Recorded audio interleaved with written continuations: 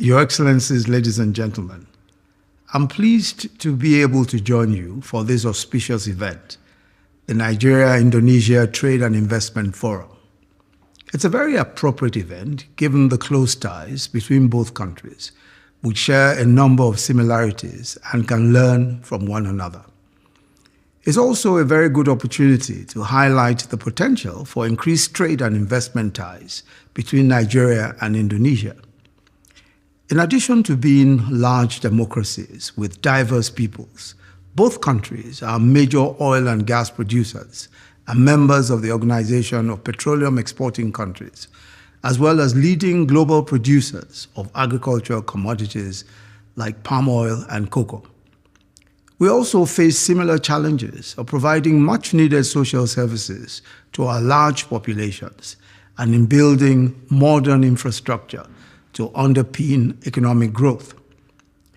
It's a matter of great pleasure for us in Nigeria that Indonesia is doing well on several fronts despite difficult global conditions.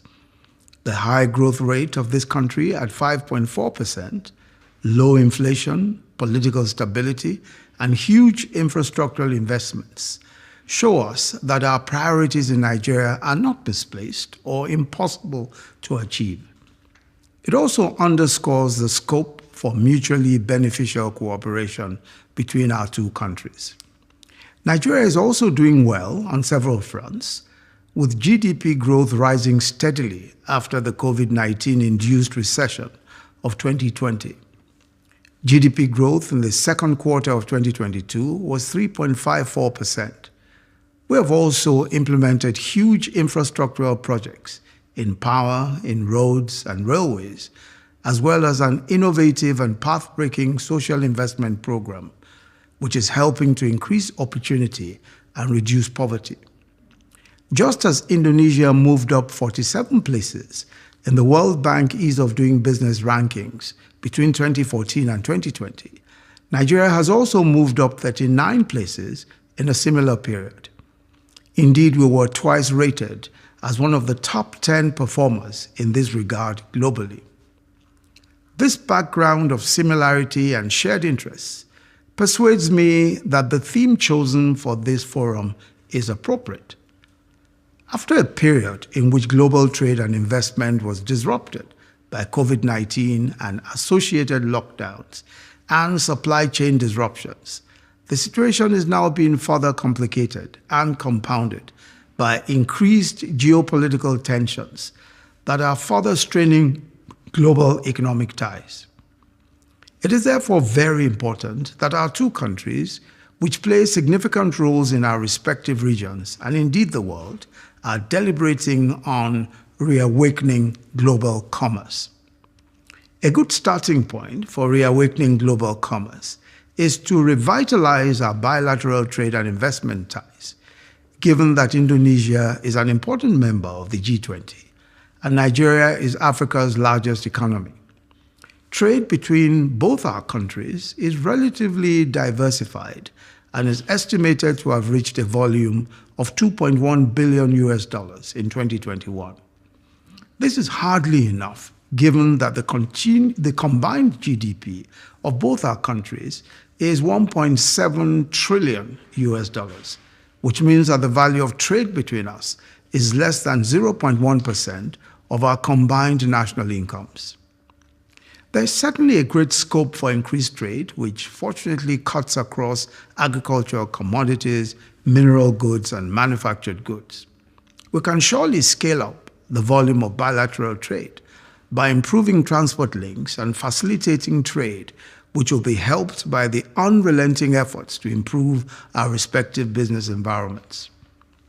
Such improvements are also key to increasing investments, and I strongly believe that this forum will provide an additional opportunity to deepen investment ties between Nigeria and Indonesia, which will in turn expand and deepen our economic collaboration.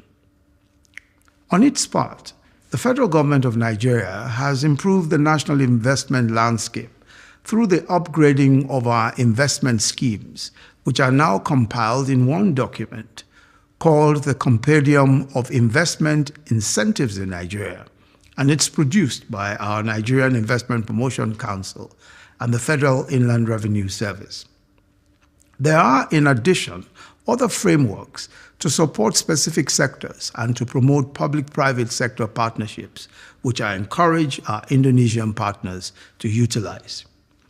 As we reawaken commerce bilaterally, we should also do so at the regional and global level. Indonesian businesses should see Nigeria as the natural gateway into the African Continental Free Trade Area, which brings together 54 African countries with a population of 1.3 billion people and a market size of $3.4 trillion.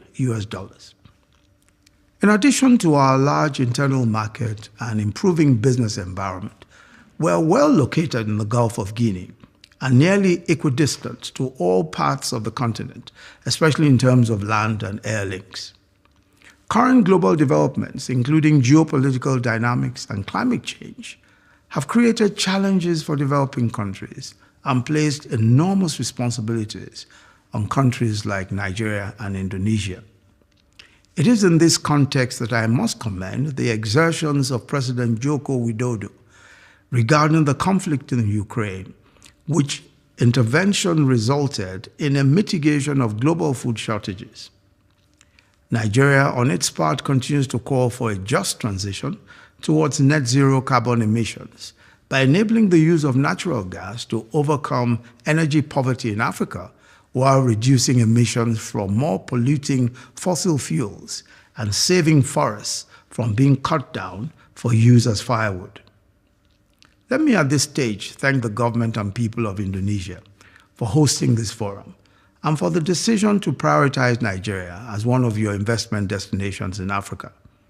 I also salute my compatriots, Ambassador Usman Oga, Ambassador of Nigeria to Indonesia, and Mr. Ishmael Balogun, President of the Nigeria-Indonesia Chambers of Commerce and Industry, for their role in organizing this very important event.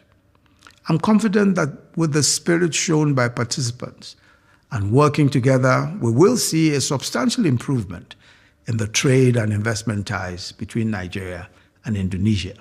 Thank you very much for your kind attention.